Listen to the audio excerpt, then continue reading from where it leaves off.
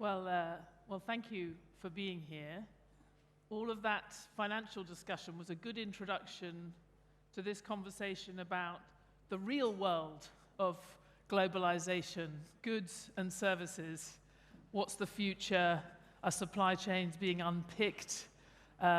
Is the world being polarized economically? Bob Moritz, I want to start with you. I mean, there are two groups I find when I talk to people around the world who look at the current situation. There's one group that says this is globalization in reverse. Changes that didn't begin with COVID, perhaps, but have certainly been exacerbated by COVID, are unpicking supply chains and sending us back to a world in which countries turn inward. That's one version. The other version is this is globalization in transition. You may have some of those adjustments of regrouping of supply chains and economic relationships, but trade in services, in ideas, in data is actually expanding still very rapidly.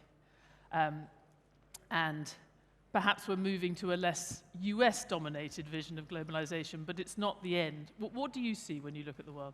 So when we look around the world, we're probably more in the latter category. The reality is the benefits of globalization, which have been well regarded and well founded, hit a pause, but the need for interaction amongst the globe and all its stakeholders continues. So I'm going to call this globalization that needs to be rewired. Will it be more difficult to manage the way we have historically done? The answer is yes, when you look at the complexities and the nationalization and the various policies issues that are out there. When you add on it to the concept of services and data, that adds another level of complexity to it. But let's also base this on some facts.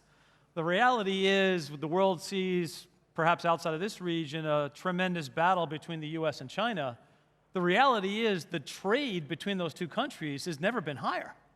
Even with the rhetoric from a political perspective, what shows up on the media and otherwise, there's a natural dependency that I think the world is going to see and continue to need on a going forward basis. And the question is, how do we actually move forward and rewire that world and get used to that new world order for us to participate in and for all to benefit from? And Ferit, Şahenk, I mean, I remember seeing you at the World Economic Forum many years, a Davos man, if ever there was one, talking about the rise of emerging market economies, and indeed your company was sort of symbolic of that, and Turkey's increasing role in the global economy. A lot has changed since then. I mean, do you see a permanently changed world?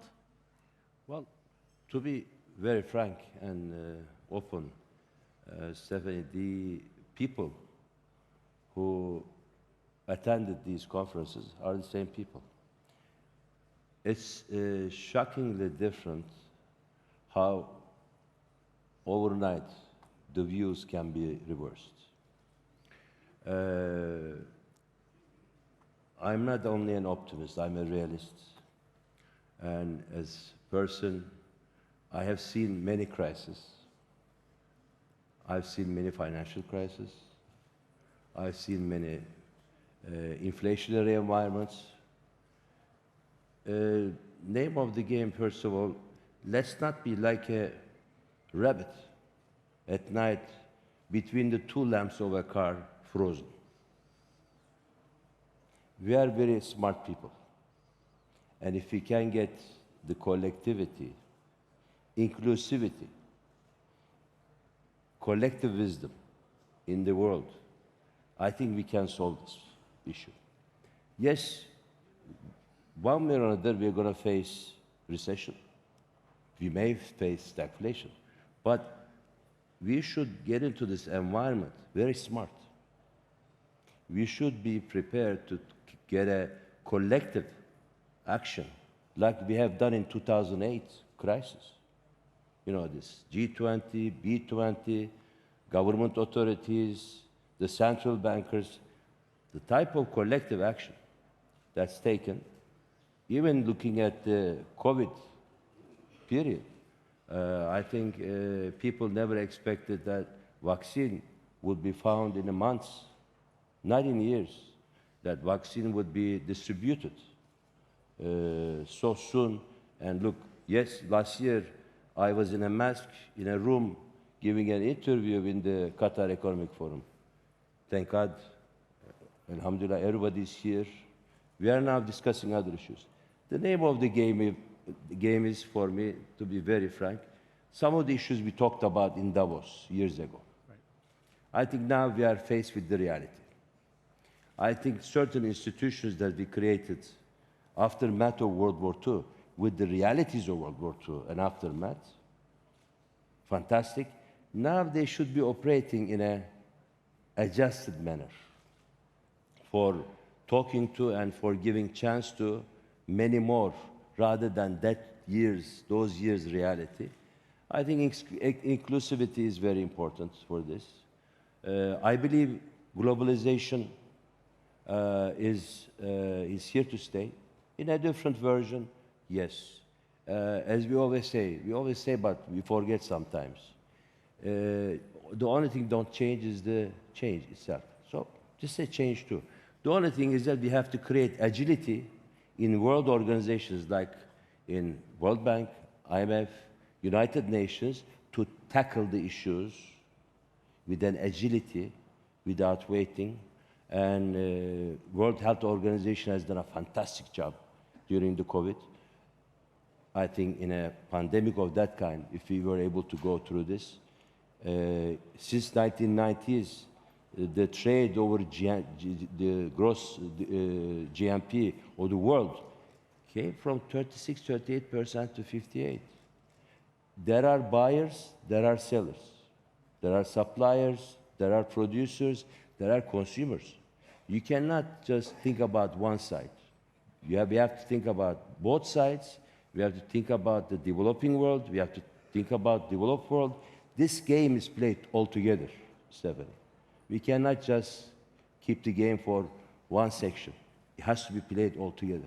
If theater is played all together, this will be a beautiful story. And I believe in the humankind. I think we can do it. It's a time to get together, regroup, and challenge the facts and create a collective wisdom. We will get back to some of those elements. But Excellency, I've come to you last because I was interested in what opportunities and perhaps changes, new opportunities there are for Qatar that you see coming out of this emerging, this new form of globalization. Thank you. Thank you very much for inviting me in this forum. First of all, as I said, it's always good to hear from the private sector first, because they know the challenges that are facing the global world today. Your Excellency, if we look at before COVID, if you ask anyone in the room today about globalization and where it's going, we all believe that globalization is going to continue. There is no weaknesses in the current system. The current system that is in place was robust, providing all humans all around the world, consumers with very low prices of products and services at a very low price. COVID was a testament on the system, and it shows that resiliency was a challenge, which led to a huge increase in demand in many areas. Medical goods dropped significantly, the trade of medical goods during COVID.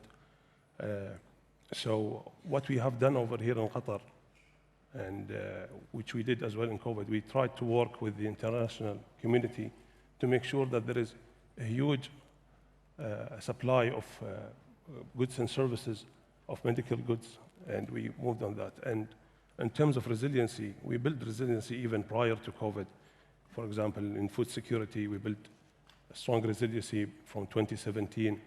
Qatar is considered one of the highest in food resiliency. Openness, we adapted a lot of openness reforms, liberalization of trade. So I believe in the future, the way forward for us here in the region as well is to make sure that we could make sure that resiliency is strong and try to enable more of co-working with the international organizations. If we look at previously, as my colleagues mentioned, trade, international trade in the last 70 years was around 5% of the total GDP of countries. Today, we're standing at 55%. Here in Qatar, our country is very dependent on international trade. All smaller nations, we are 90% of our GDP is coming from trade. So definitely, we are already today on a fundamental reform on attracting further trade. Well, Bob, I'm struck though, because often it's optimists and the pessimists think supply chains are going to change a lot. And they either think it's going to change for the better or for the worse, but they're going to change a lot. I mean, your company would be very aware of it if behind the scenes, businesses everywhere were unpicking and examining. Our sense from reporters on the ground is it's a lot easier said than done. But what are you seeing? So if you look back 5 years ago, people, as they examined their supply chain, were looking for a reduction of concentration risk, but not necessarily bringing things back to the homeland. If you look today, you do have a rewiring and a rethinking of the entirety of the supply chain, and it goes to the following thesis. First, it goes to the issue of how do I reduce the dependency on any key concentration risks that I may have, and have optionality built into that. The second piece is because of the concept of security, as demonstrated by the energy issue and the upcoming food issue, you do have the challenge around security and therefore a need to bring some of that more so back home into home country to the extent it's possible. And we recognize it's not necessarily possible in all parts of the world. The third thing that's happening is we will see now a concept of having sufficiency and resiliency, excess of supply, to deal with the spikes. And we talked about that with some of the earlier panels in terms of the ups and downs. The energy crisis and candidly the energy supply chain is no different in that regard. And the last thing that is being thought about is how do I redesign the supply chain with ESG in mind? So those four phenomenons are asking then the corporates to really do a re-examination of all that they do. And I want to be very clear on this. When we talk supply chain, it's not only for goods and commodities, it's also to services and human capital. And we're also seeing a redesign of the human capital concepts as we think about the Great Resignation and other elements of it. So there's a lot of work to be done, no easy answers to it, but you look for the concept of security, resiliency, and affordability, and a redesign with an ESG agenda within it. And I'm wondering whether the financial piece of this is going to change, or the financial sector and financial globalization as we've known it. Is that going to change more potentially than some other sectors? I mean, Ferit, Şahenk, I know you actually had got rid of your bank a few years ago. Is that because, what do you see as is finance a less attractive area? Stephanie, let's not say get rid of it. It's a portfolio shuffling. And pretty big bit of reshuffling. To be honest with you, I think the banking will always be there. But today's banks will change. So the banking needs of the people, the financing need of the people in the world will still be there. So we will use more technology, more data on getting to know our customers. I'm saying R because my heart still lies with the banking. I love the business. I think finance will be very important. And in a couple of G20s before, I was representing my country, Turkey, and the infrastructure development, especially. These big projects are very much important and they should continue. Just namely, and this again may give you a hint of globalization, we just finished in Istanbul a 1.2 kilometer along the Bosphorus, a project called Galata Port. This is the first port that clients from the cruise ships go underneath to go through passport control and everything like this. And in these even instances, you find financing. And if you cannot find financing, this cannot come to. So financing in globalization is very important, I think. Secondly, wise capital or good capital still be there, will still be there, and it's part of globalization. I can proudly say that we just created a partnership with QIA in our global F&B business. Now I can proudly say that after Temasek owning 17% of our business, now 20% QIA is just coming. These investments don't happen if you don't believe in the future of globalization. And does the reaction, just to push back a little bit, I mean, one of the claims about the change for finance would be that the US and European response to the invasion of Ukraine has changed the stakes and caused people to question whether their assets will be secure within a US or a European jurisdiction, and that provides an opportunity outside those traditional bits of the global financial market. I mean, do you recognize that? And then, of course, I would wonder whether there's an opportunity. Well, I think His Excellency will give a very good answer to that. But I think, you know, as in anything that's facing us today, with this undesired situation in Europe, Ukraine, there are certain measures being taken. But at the end, we will keep on investing. The capital will find, again, places to invest. I see these times as an extreme pendulum. We are on now one extreme, it will correct again. So I think financing this time will be okay. Yes, there are some measures being taken, but once we solve all these questions, we're going to go back to the old times. Maybe in 2-3 years' time, again, we are here together, we can have this session. Yeah, I think we can see that, as Bob mentioned, you know, the world is going to see rewiring, and I see we are seeing that right now. I mean, in terms of investments in 2021 were around $1.8 trillion across the globe, and this is higher, 60% than 2020. In 2022, for example, if I give you some numbers here in Qatar, last year we were attracting FDIs at around $1.8 billion.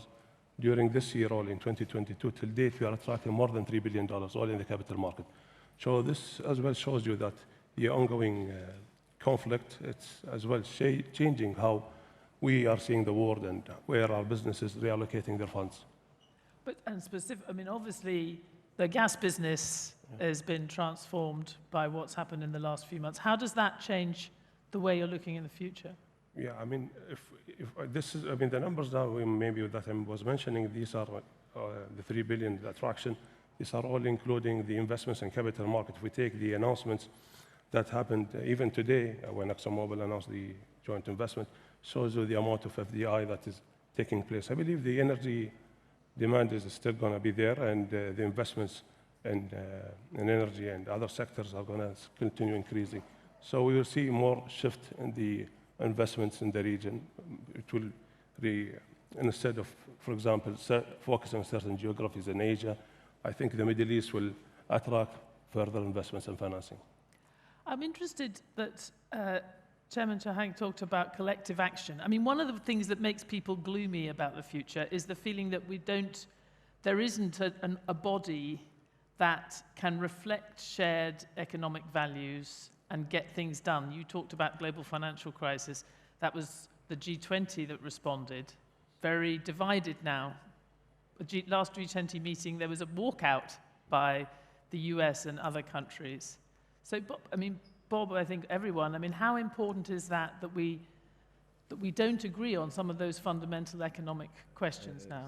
Stephanie, I don't think we can solve global problem or global problems with just local or regional solutions.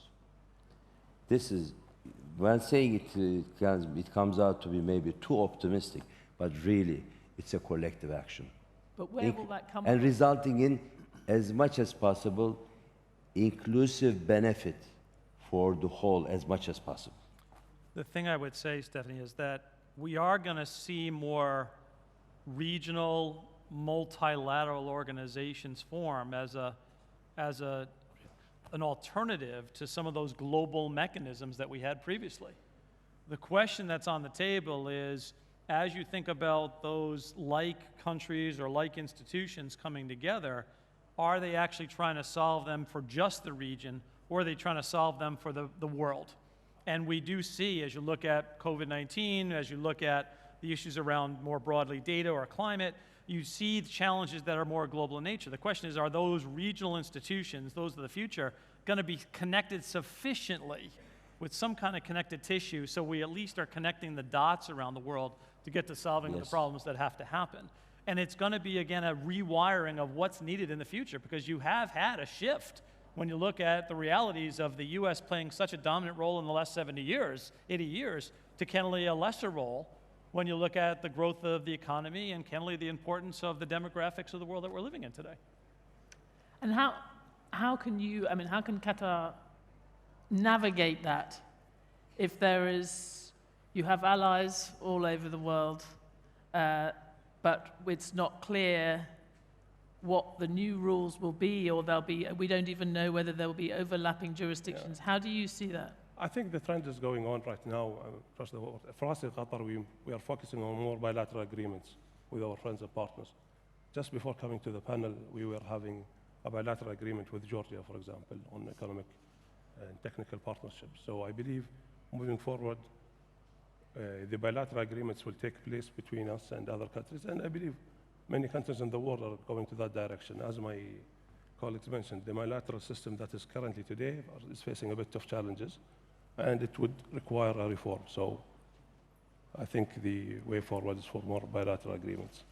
But it does seem, it's very hard now to see where that's going to come from. Yeah. Because we have some pretty wide disagreements about how to approach these things. I mean, your own country, in Turkey, we now have 72% inflation.